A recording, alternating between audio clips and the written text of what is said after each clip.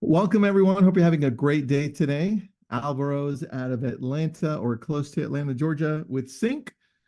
He's the guy that makes everything happen at CINC with a lot of help from his teams. And I'm out of here, Los Angeles. So, coast to coast in the United States. Yeah. Very How good is in today. Los Angeles these days? Atlanta's getting hot very quick. I know, man. It's time to come over here. You guys have the most humidity that surprised me. I'm like, I what? could believe that. I could believe that. But having lived in Dallas, Texas before, I don't hate Atlanta summers. I think they're pretty reasonable. Yeah, and you also have sweet tea in Atlanta, so you got to I win never with that. drink it, but I yes, I've heard it is a thing here. What? I don't. I'm a Coke Zero kind of guy, which also makes it good to be in Atlanta. Coke, dude, Coke Zero. Yeah, You need, yeah, I've you become need addicted to it. It's today it's one of my few vices left. you need to branch out. You need to go right after we're done. You need to go to Chick-fil-A and order Arnold Palmer sweet tea. Arnold Palmer sweet tea. Wow. I Do guess that. I'll Do have that. I'll have to try it. I'll have to All try right, it. guys. Let's talk about capturing clients, leads, opportunities early in the funnel. I think it's something that we don't talk about often, and so you hear conversations happen like this. Oh, online leads, they suck. You know what? I tried online leads, but this is nothing ever happened. It's like, and I think it's because no one focuses strongly on the funnel at the very beginning. And I think that's where it all starts. Like, what are your systems, processes? What do you have in place? Well, I think they because we particularly at Sync have many clients that succeed at early funnel, right? I think you and I made a webinar some time ago looking at the different sources and what you should expect. And I think everyone that is in this game agrees that early funnel is probably the most profitable way of growing your business, but it's also a tough one, right? It's not for improvised people. You're gonna have to call a lot. You're gonna have to have systems, accountability, and all of that without rehashing the whole presentation that we did like a few months ago when we talked.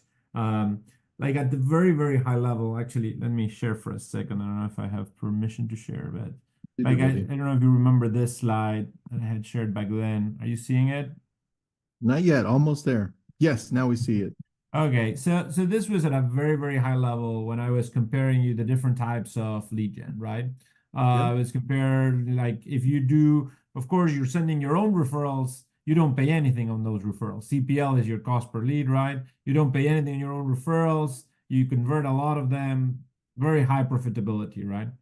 But if you're doing early funnel right? If you're doing, and it doesn't have to be with Sync, if you're doing with any kind of good Google, Facebook advertising, should be getting leads at six, seven, $8 per lead. And this is difficult. If you're doing all your follow-up and your accountability right, you should be converting at 1%, right? And I always try to get my people thinking of cost per sale, lead cost per sale. Lead cost Hmm. per sale is how much money did you spend on leads to get one more sale, right? So if you have a $6 lead and you're converting at 1%, it means you're buying 100 leads to make one sale. That's $600. That's a pretty good number, right? If you're making $12,000 in GCI, you can see it as you're making 20 times your money, which is awesome, or you can see it as you're spending a 5% of your total GCI on the lead generation, which is good. I usually try to tell my clients whatever you're spending on lead generation should be less than 10, certainly less than 20%, but at least less than 10, but hopefully less than 10% of what you're getting on each of the deals that you close, right? Okay. Now, of course, agents get naturally attracted to easier deals, right? Like a Zillow deal, and forget Zillow Flex for now. If you go to the old style Zillow, you buy leads at 400 or 300. I don't know. You know better than me, Tristan. How much is a Zillow lead these days if you're not in Zillow Flex? You're at about five.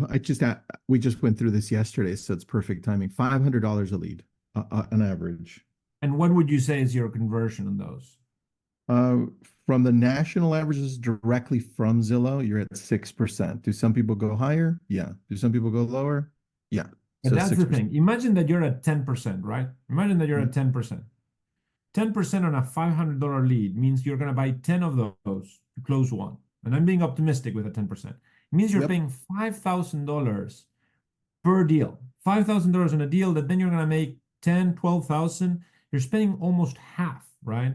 And that's what makes it now. Again, if you're an agent on the receiving end on this, you of course prefer a lead that you're going to have to call 10 people to get one sale than a lead that you're going to have to call 100 people to make a sale. But as a team leader that are trying to find profitable growth, it's just if you are paying 50% of your GCI on the lead generation itself, there's no way that that's going to work. Can it always be as low as 5%? No. Okay. But 10%, 15%, but you cannot be paying $5,000 for each deal that you're going to close when you're only making $10,000 or $12,000 a deal, right? Now, Yeah. True. in Zillow Flex, you're not paying anything up front, but you're paying at the end, right? And you're paying a 40%, right? But which is huge. 40% is a huge thing, except many team leaders split that payment with the agent and say, go like, well, I'm only paying 20% because the other half it's going to the agent, right? Which Mm-hmm. which is initially a good thing, but then the bad thing is you have agents that are making 30% on the deal, and then those agents stay with you for a year and then just go directly to an home light, agent advice, any of those to try to get their full 60% on a deal, right? It's Yeah. more difficult to do on the early funnel, because on the early funnel, if an agent wants to leave you, they have to go buy a software like CINC, they have to invest up front, they have to get an ISA to call, all things that are difficult for them. But on a Zillow Flex deal, it's just a matter of them deciding, oh, you know what? If someone that is not my team leader is actually paying for these leads and follow up with them, I can go directly to the source. I don't need to. And I think that's the ultimate goal of Zillow Flex, which is I have a ton of very well-trained, successful agents that work directly with Zillow Flex. And that's why, for me, the role of the team leader gets diluted there, right? Yeah, I agree with you there, man. Plus, I think what we see when it comes to portals, specifically like Realtor.com, Zillow, in essence, somewhat Redfin and even Homes now, is when they capture the lead, they want to make sure that they're assigning it to an agent with the new laws coming into play, where they're going to have something signed to be able to work with them. I think this is why you saw Zillow come up with something what like a month ago saying, "Hey, here's a contract. Let's A lock them in." non-contract. Right? Yeah. A contract that's really not a contract. Let's lock them in because they understand what happens to leads coming in now. It's like, hey, I can no longer sell as many leads as I was selling before because it's going to end at some point because they signed a contract. I can no longer sell that lead down the line. And that's precisely it, right? And so that for me, there's two things that people think might be shifting, and one of them, in my opinion, is, and the other is not. So this shift is, in this new world, do late funnel leads become more valuable or early funnel leads become more valuable, right? So before, you could wait till someone was a month away from buying a home and get it through Zillow for $500, or you could get it 6 months before for $6, but then you had to do all the follow-up, right? And you might lose it at the end to Zillow and the last month, right? For me, what this, and Zillow realized this, and that's why they reacted so damaging to the industry. They realized that this new change, with all the bad things that came, there was a good thing that came, right? NAR said you're going to have a buyer agreement, which gives the agents a good argument to speak with their consumer and say, hey, look, we do need to have something. If I'm going to be working with you, we need to put something in paper. I think Zillow realized that what that did is a lot of those $500 leads, when you get them, are going to go like, oh, but I already have a buyer contract that I signed 3 months ago with whoever has been helping me, right? And so that was going to damage Zillow significantly. Therefore, they came up with what I believe is a blatant aggression to the industry, which is a non-contract contract specifically designed to tell the consumer, hey, the agents are telling you that you actually need to sign something. You don't. Just get this so that we can skirt the rules around them, and that's it, and don't sign it. Right? Not anything real. How That's did you true. see the Zillow contract? Yes. Sorry. I saw the exact same thing. I made a video about it and I was like, what is this? Like, oh, wait, this means we're going back to how we were. It's like, well, that makes no sense, right? It, Do it, you it keeps understand us why as NAR? door openers, right? That's it. We're door openers. Why do you think NAR has not come out more vocally against it, right? Because they put in their specific settlement, they said, hey, look, now the only change in this sense is you do have to have a buyer contract to really see a house, which means you need to define your conversation with the consumer ahead of the work, because that Yep. was what generated the problem. And now Zillow is saying, no, I'm going to invent a touring contract that actually does the opposite of what NAR is saying. Why do you think that they didn't come up more vocally against it? Well, two reasons. One, they rely on the states to develop their own contracts because they all have different laws, right? Yeah. That's number one. And number two, they're waiting to see what the Department of Justice weighs in on and says, hey, by the way, we want it to be more like this, right? And they haven't been super clear about what they want. And They never are. they never are, man. But the date for the MLS is to decide whether or not they're going to be part of the settlement or not is June 18th. So you saw just a couple of days ago, the Northwestern MLS, which is not part of NAR, Mhm. um, they said, hey, we're actually not going to abide by this portion of the law that you're saying we should, which is showing what the payment is to the buyer's agent. We're actually going to continue to do that. And I was like, whoa, and that's 33,000 agents, man.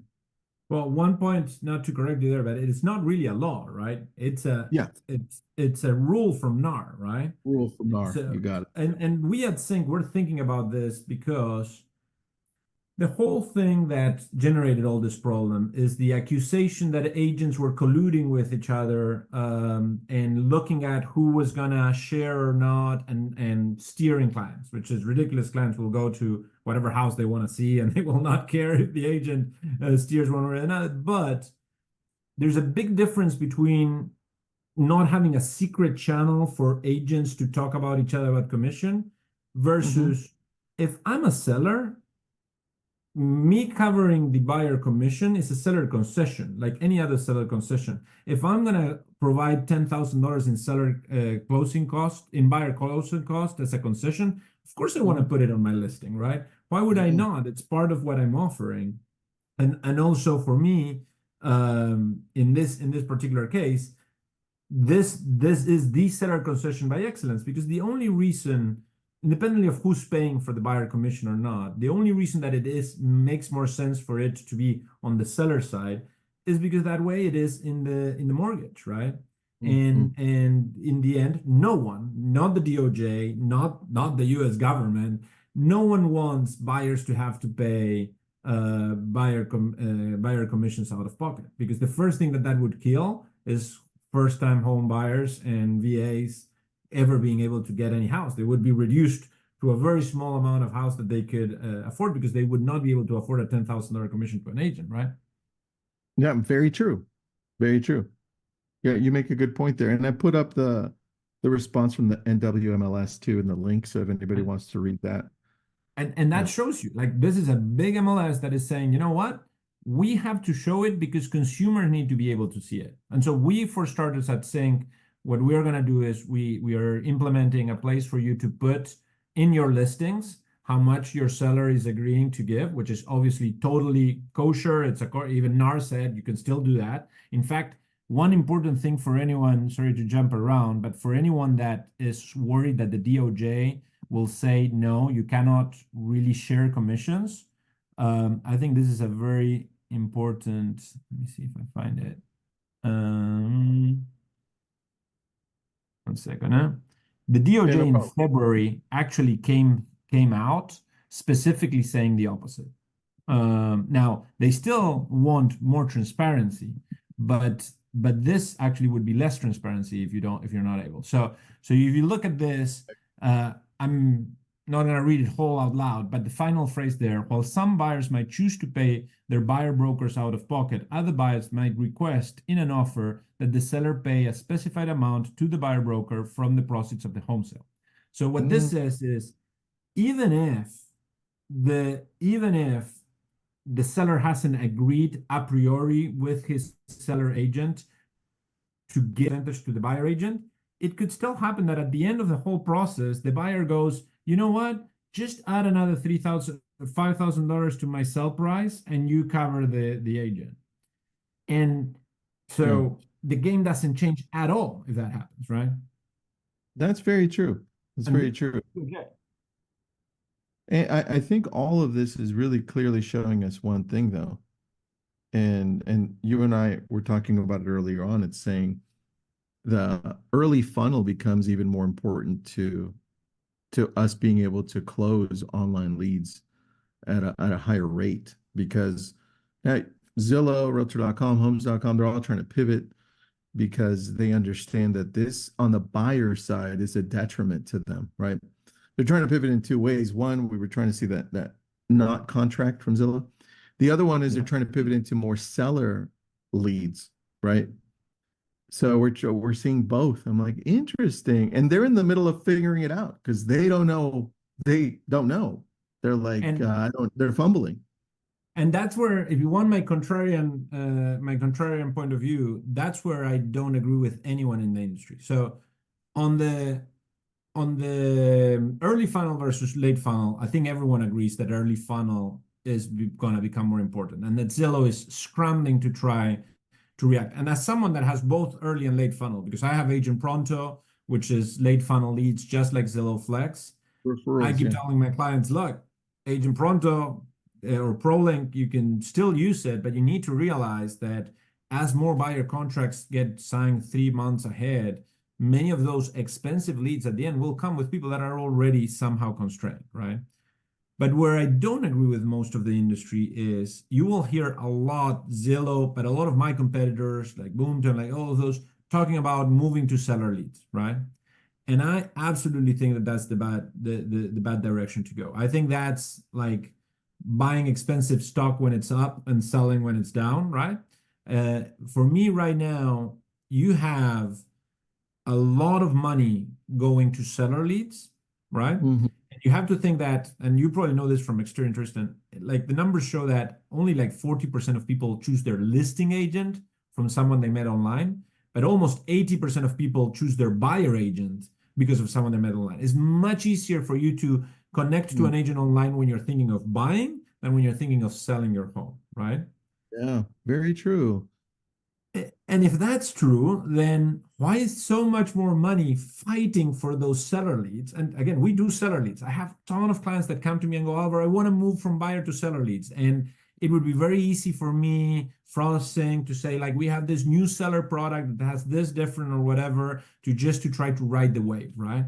And I'm taking the unpopular position of telling my clients, buyer leads right now, cost per lead is going down because more people are moving out of it for fear of the buyer commission not existing in the future. But the buyer commission is not going anywhere for the reasons we were discussing. Yeah. You need to be bringing in these leads and working them. And yes, you need to get them in a buyer contract. So we are trying to release, we're going to release now an easy contract button, so that the equivalent of the Zillow one, but with a real contract where you agree with a price and a time frame, so that you can do it through CINC. But that's for me. So when you hear so much, hey, we're moving over to seller leads, in my opinion, that's just fear. And it's fear or just pandering, right? Like tech companies trying to ride a wave and going like, oh, I have this. I see more money moving towards seller leads, while buyer leads is the same pool of money going to be amongst fewer people. Listen, I doubled down on buyer leads while everybody's jumping off. I'm like, guys, are you not seeing what's happening? 30% of all buyers are sellers. We just have to ask the right questions. Yeah, right? But I fully agree with you. And Dave just asked the question. Dave, go ahead. Will the percentage of buyers finding their agent online change with buyers needing to sign a contract? Will buyers do more research? And so here's my respective answer, Dave. And again, it's for what it's worth. It's just my opinion. It's no, the same amount of people will end up choosing still from online, because that's the way that people are doing the research today. What it will mean is that people will research you more before they're actually wanting to engage with an agent, right? So having reviews, having a good Google business page that shows who you are, and having a good online presence that shows your expertise will become more important. Where before someone could say, I don't know who you are, but you know what? You can show me a house or two, it doesn't matter because in the end, I'm not committing to anything.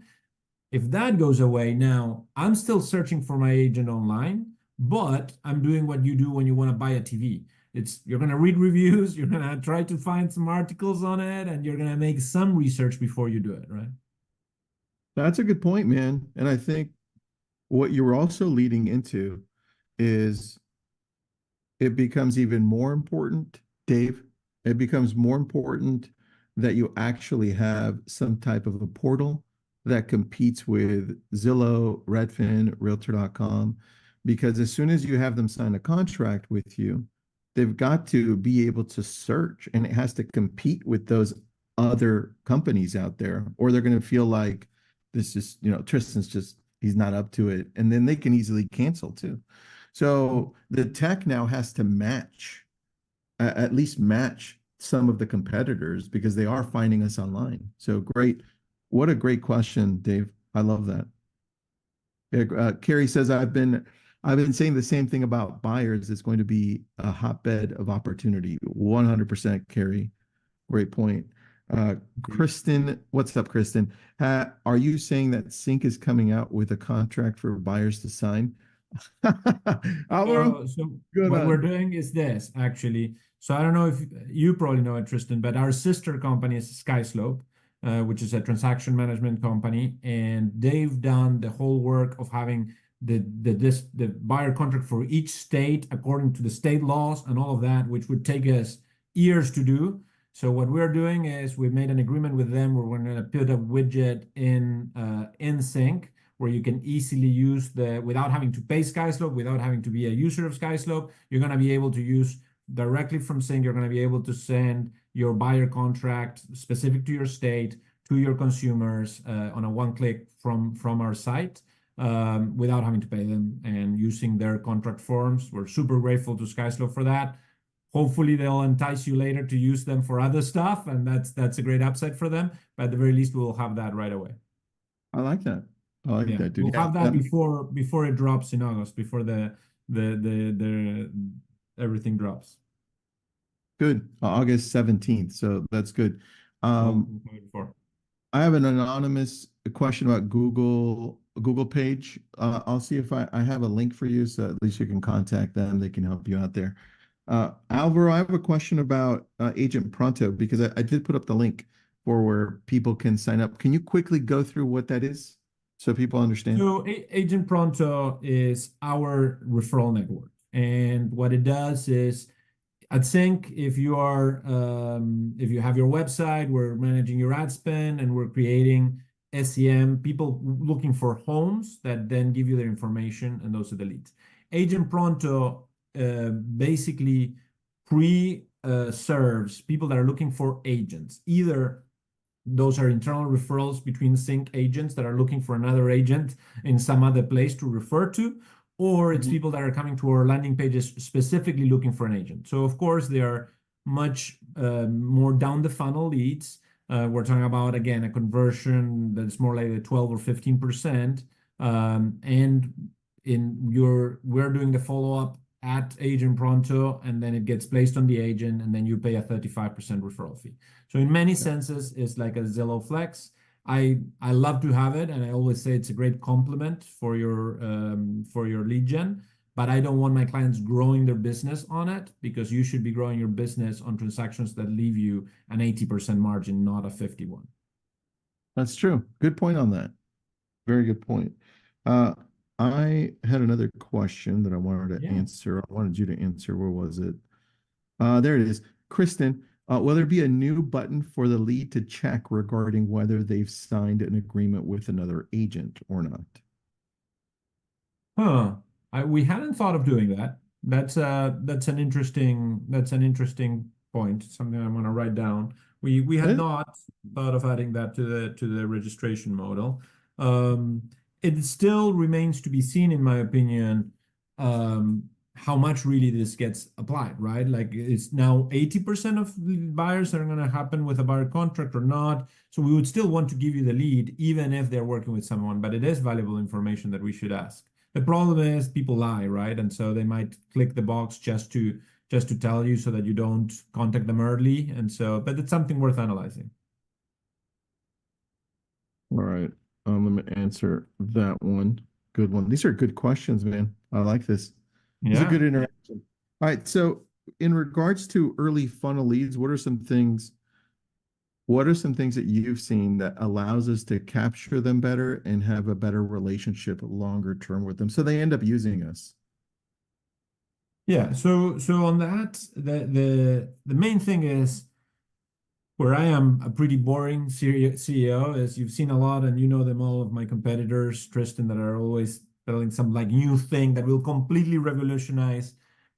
I think what we've been doing for the last 8 years continues to get better and better. I think if you have what you need first is you need a professional doing your early funnel lead generation. And again, it doesn't have to be sync, but what I mean is you might think that just doing Facebook advertising on your own or doing Google advertising on your own, it might save you that 10 or 15% management fee, but you're going to be paying double cost per lead, right? Because it is a very complex thing that to be done right, like you need a professional who has a team doing that. So my first point is with whoever you want, just have a professional running your early funnel campaigns, right? And then I do think that I recommend having a combination of follow-up measures. I think there's always the discussion on whether you use an ISA or whether you have your agents calling or whether you use AI. I believe in the combination of them. I think that I've seen a lot of clients fail by just wanting to trust an ISA completely. Like they hire and look, all great companies, Verse, Rockerbox, Conversion, whichever you want to talk about. Any client that wants to go full on them then gets disillusioned and leaves them. Because the truth is, if you don't have your agents calling, there's no amount of ISA or AI that's going to save you. You need your agents to be in the front lines and having those calls, even if someone is supporting them, right? So I'd still recommend the ISA, the ISA services, but with that. And then, of course, I don't think you can not have AI these days. You cannot have, and we could talk voice AI briefly, but you cannot have not have text AI, which I think is the most effective way of using LLM models, because just people want immediate reaction and follow up, and unless you are going to have people dedicated to it 24/7, it's such a cost-effective way of doing your follow-up.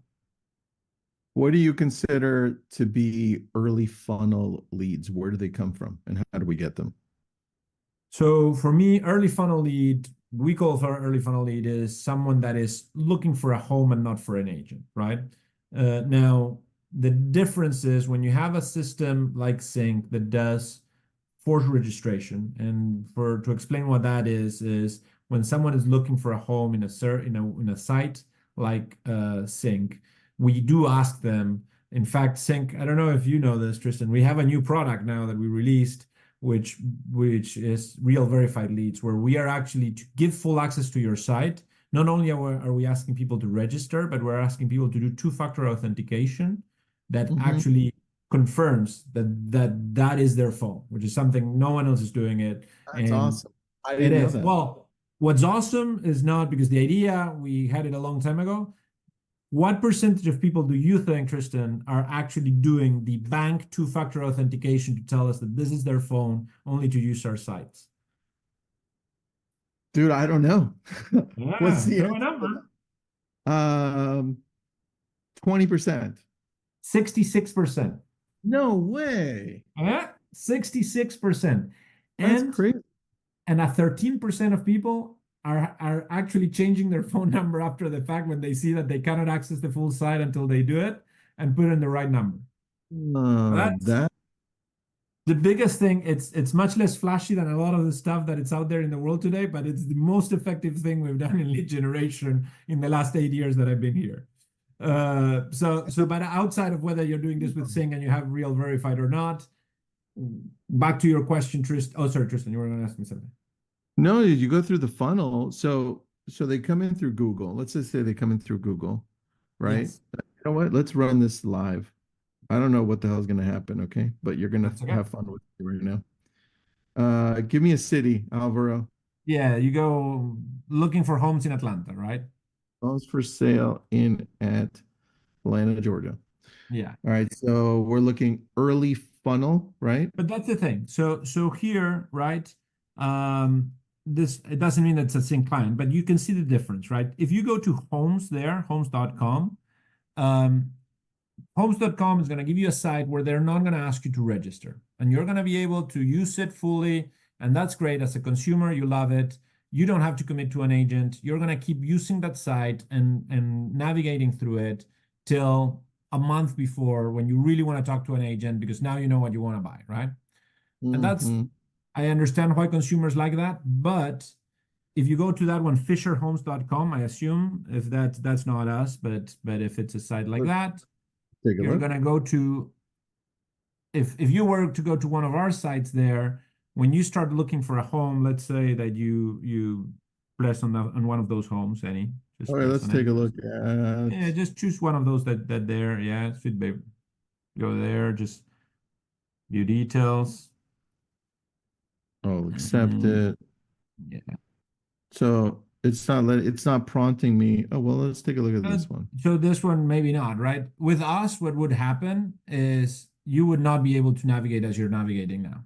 It would stop you and it would say, hey, we love you. We want to show you all of this, but you're going to have to give us your information in order to use our site, right?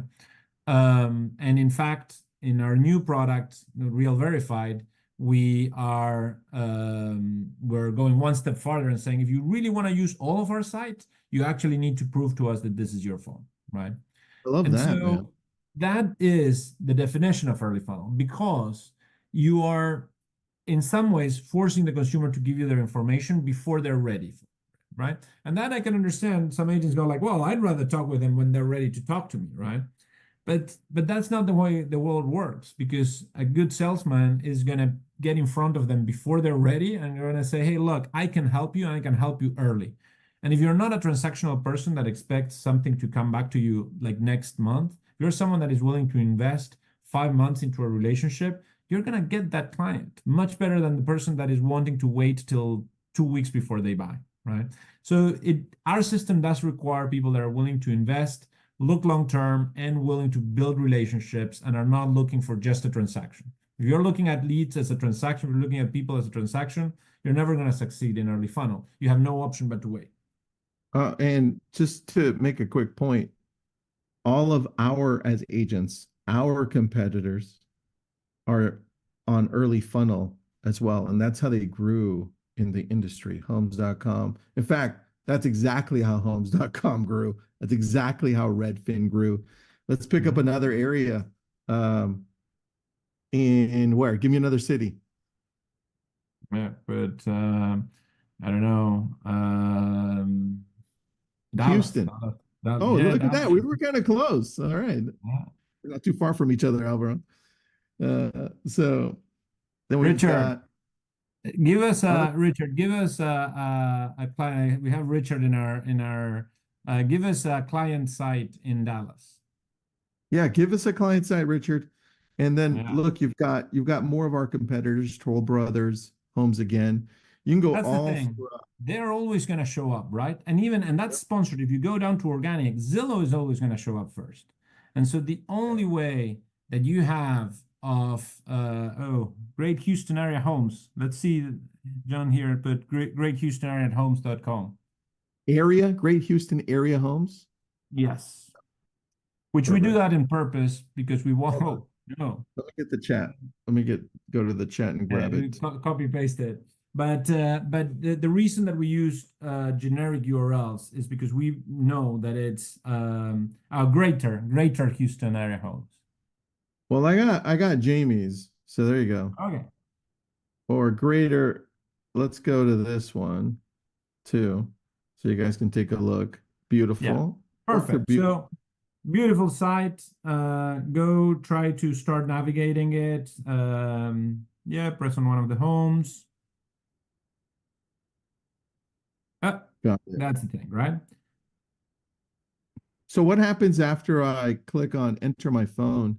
Does it Yeah. take me So to when a you second page or does it give me the ability to log in without that second funnel piece?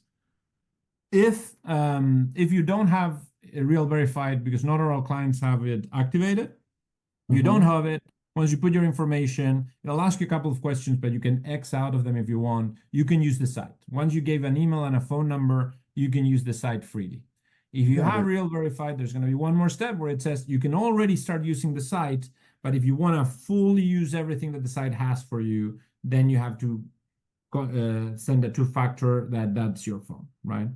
And I but like again, that. to be able to do that, you need a site that really creates trust, right? If you're having a crappy site that is just a place where you're just driving traffic, you might get some accidental leads, but those leads are never going to come back to the site. The reason that we invest True. so much on our, as you said, our competitor is Zillow. Our competitor is not like whoever the other guy that is building sites is, right? We compete with Zillow for the attention of the consumer. And because Zillow is giving it without any registration requirements, that's a hard competition. And we can only win in that competition by having top level sites that provide trust, that make people want to use them, right? And with that, you get those early funnel leads. Now, I'd still say, and this is, I've looked at over 10 million leads at CINC, even with early funnel leads, 40% of all transactions will happen within 6 months of you getting the lead. So a lot of people think all transactions happen at the year. 40% of transactions from every pool of leads that you get from a good Google or Facebook campaign will happen Mhm. within the first 6 months.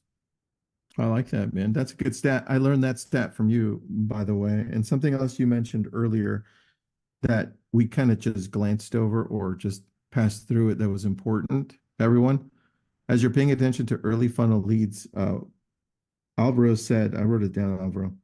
Early funnel is more of the client looking for a home. Later in the funnel, the client, the consumer, is looking for an agent. So if we turn that around and apply it to how we as agents reach out to the client's early funnel, and we're trying to say things like, are you pre-approved? When do you want to see this home? Right? Are you working with an agent? All of Which we those have. things are at the wrong timeline. You should be saying, tell me more about what you're looking for. Are you open to this area or how about this area? Tell me more about the home, right? Which is so key. That's why I focused in on that. I was like, you're so right. The consumer's looking for a home. They could care less who the agent is, so focus on that. They'll care about it when they're ready to buy, right? In the meantime, you need to be just make sure that you're giving them the inventory, that you're there for them, and that you're creating that relationship, which is one of my reservations with AI, right? I love AI, but you need to jump in and start creating relationships as early as possible. If you think that a robot is going to create those relationships for you, you're in the wrong business. I One agree. quick comment. I think Jamie was worried about um, when you go to their site, they are paying for that traffic. That only happens, Jamie, if they're clicking on your ad, right? So if someone goes to your site because they're writing your URL and then go and register or not, none of that costs money to you. What costs money is anytime that someone sees your ad in Google and clicks on it, yes, then you're paying for that click. Yeah, But a good point. So I just went over here to Google, typed in homes for sale in Houston. If I were to click on Beezer or any yes, one of these, say sponsored, then yeah, they would get you charged. can click on Zillow if you wanna hit them You know with what? Why not? There, so, nothing, sorry, that was unnecessary, nothing wrong with but that. yes, but that Tristan, that's where I think I where I do think that early funnel is going to become more important than late funnel. Establishing long-term, the agents that are going to win at this game are agents that are willing to establish a long-term relationship with a client early in the process. Whether that's early funnel leads or whether you're doing that through football games, I don't know. But if you're waiting to the last month to try to engage with a client, it's going to be too late. I do think that reputation management is going to become more important. So whatever we at CINC, we're about to release very, very soon a huge like reviews, agent reviews, pages for you as part of CINC.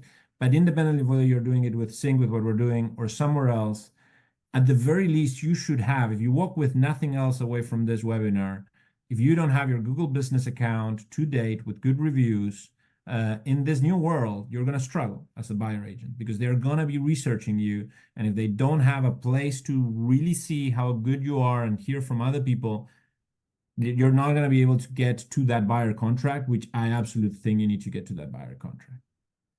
Yeah. But with that, just to round it off, I do think still, if it was my money and I as a CEO at CINC, I am betting strong on buyer leads. I think all of the fear mongering of moving people to seller leads, the only thing it's going to do, seller lead cost is going to go up and conversion is going to go down because you're going to have more people fighting for the same amount of leads. Buyer leads are going to go down in cost and high in conversion. So we at CINC are investing heavily on it. Real Verified is our new answer to it. But whoever you're doing it with, I recommend early funnel buyer. That's my bet today these days. Check this out. Early funnel text yesterday. I know it says today on the picture that I'm about to show you, but it was yesterday. And is a Google PPC lead, right? So similar to what we went through right now, going on Google. And I removed their phone number on the top, but you could see here, That's okay.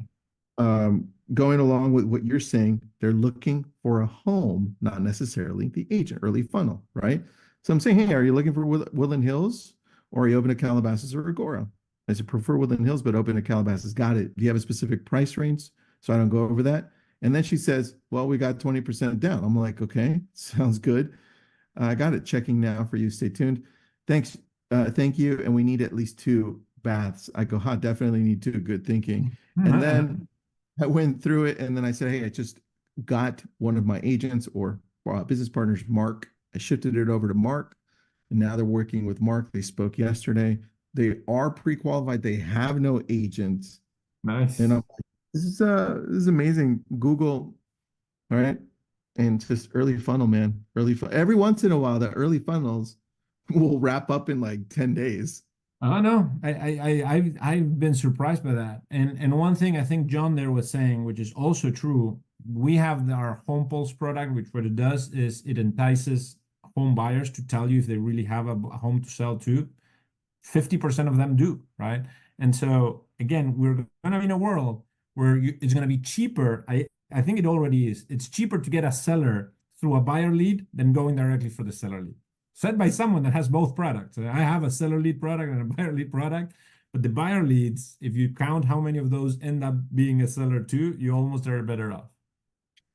Dude, I like that. All right, I got 2 questions for everybody.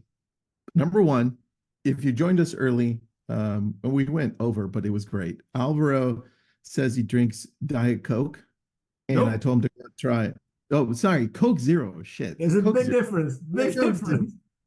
And I'm like, go try Arnold Palmer sweet tea at Chick-fil-A. I want to know what you all drink. What do you prefer just from those 2? Coke Zero or Arnold Palmer sweet tea? I'm 2 Coke Zeros ahead. I'm 2 Coke Zeros ahead.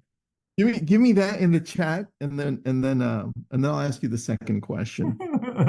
There was at least an Arnold Palmer there. Dude, 1 Arnold Palmer, 2 Arnold Palmers. No, 2. So it looks like Coke or water. Vanessa with the water. I know Vanessa.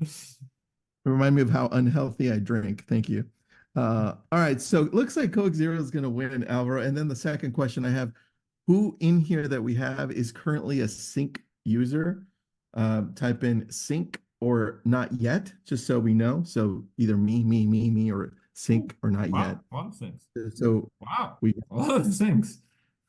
We got a couple of not yet. There's the 3, 4, not yet. I like that. And very cool, man. It's a good group. Good group. I love the topic, by the way. I think this becomes even more important. Ever since I've known you, Alvaro, we've been running Google PPC, and I absolutely love the early funnel. I've become just obsessed with that, and I love it. Because you're not scared of the hard work, right? And because you're a relationship guy that was willing to invest in someone for 5 months before selling them a home. And I think if I leave some, I didn't realize I had so many CINC already here. My main to all my CINC buddies here is I really recommend for you to turn on real verified leads if you haven't yet. I think it's the best thing we've released in a ton of time. I would continue to bet on the buyer side of things. If you call me and you tell me you absolutely want to change to seller, I will, but I will caution you against it first. And I do think that we're walking into one of the best periods of online lead generation in history when this market bounces back, because after a significant time of decreasing lead gen costs, it's ripe for the taking. But I do same, if you saw me in 2020, you've heard me say the same thing when pandemic was raging, which is in the times where you have the downs, where people are delaying buying and where people are dragging their feet and waiting to do the transaction that they know they have to make, that's the times that you need to be making relationships. If you're not making phone calls now and getting people in relationships with you, you're gonna miss one of the biggest upsides in the market that we've ever seen. Very true, man. Well said. Alvaro, thank you so much for your time. This was great. I always love doing these with you, man. This is awesome, Tristan. It's always great. I love talking to you. Thanks, everybody. Have an awesome day. Thanks for joining us. Bye, Alvaro. Adios. Good sweet tea. Remember, Chick-fil-A, Arnold Palmer's sweet tea. Adios, See you. Mate. Thank you. Thank you.